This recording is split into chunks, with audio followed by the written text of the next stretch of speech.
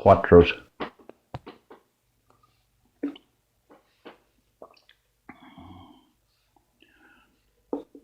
The sharp corners of the FAL magazines were now no more than a minor annoyance as he crawled on his stomach. When he got to the campsite, Mark could see the two younger girls, whom he now recognized, crying. Debbie Friesenhan had her head buried in Roman's shoulder, crying uncontrollably. Susan was comforting Maria Gutierrez robotically. Mark crawled up next to the normally boisterous Susan. "Why didn't you answer on the radio?" "It broke. What happened?"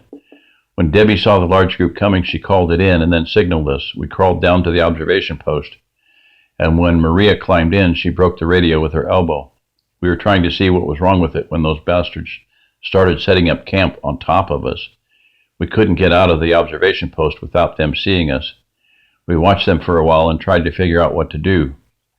Debbie told us the response team was going to set up at the county road.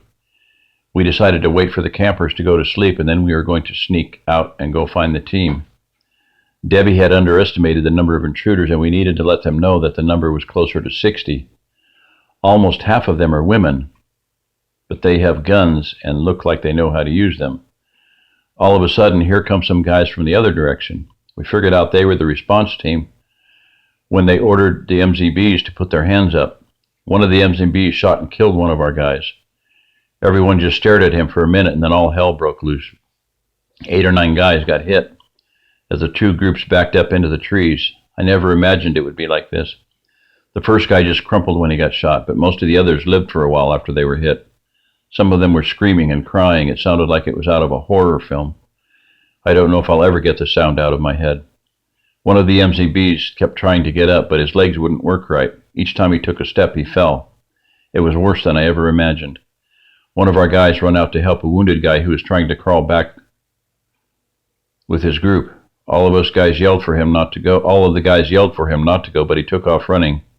He almost made it to the guy, and those sons of bitches shot them both. All we could do was watch. We didn't know what to do. If we fired on them, they would have known where we were and killed us.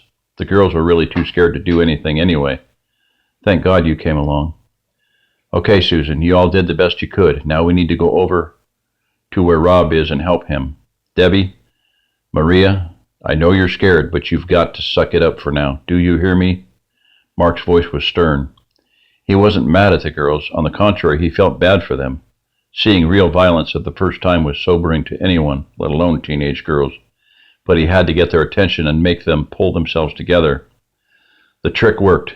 Both of the girls nodded to Mark while they sniffed to stop the flow of tears. Roman shot Mark a look that said he really didn't appreciate Mark causing Debbie to separate herself from him. "All right, let's move out. I've got the lead. Roman, you bring up the back." "You got it, boss," Roman replied matter-of-factly. The group traveled quietly, parallel to the clearing, and slowly made their way toward Rob's group.